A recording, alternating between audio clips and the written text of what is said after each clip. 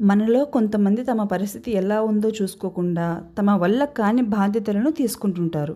ఇంట్లోనే కష్టాలు ఉన్నా బయట వాళ్ళ కోసం వాళ్ళు ఏమనుకుంటారో అని పెద్ద పెద్ద హామీలు ఇచ్చేస్తారు.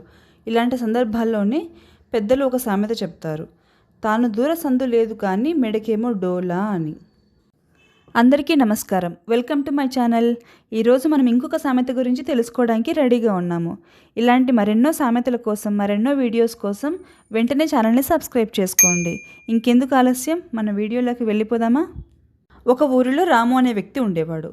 అతడు చాలా కష్టాల్లో కుటుంబాన్ని నెట్టుకొస్తుండేవాడు.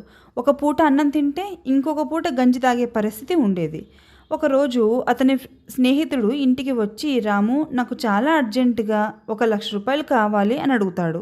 తర్వాత ఖచ్చితంగా ఇచ్చేస్తాను అని చెప్తాడు.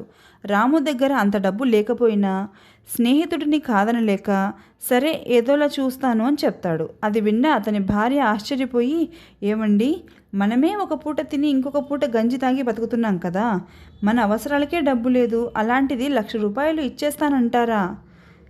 తాను దూర సందు లేదు, మెడకేమో డోలా అన్నట్టుంది మీ వ్యవహారం అని అంటుంది. ఈ సామెత అర్థం ఏమిటంటే, తన పరిస్థితే సరిగ్గా లేకపోయినా తన వల్ల కాని పెద్ద పెద్ద బాధ్యతలు తీసుకోవడం అని. ఇతరులకు సహాయం చేయడం మంచిదే, కానీ ముందు మన ఇంటి పరిస్థితి, మన సామర్థ్యం కూడా తెలుసుకోవాలి.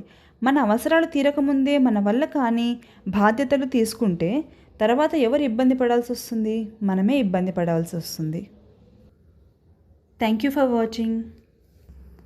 ఇలాంటి మరెన్నో వీడియోస్ కోసం ఛానల్ని సబ్స్క్రైబ్ చేసుకోండి.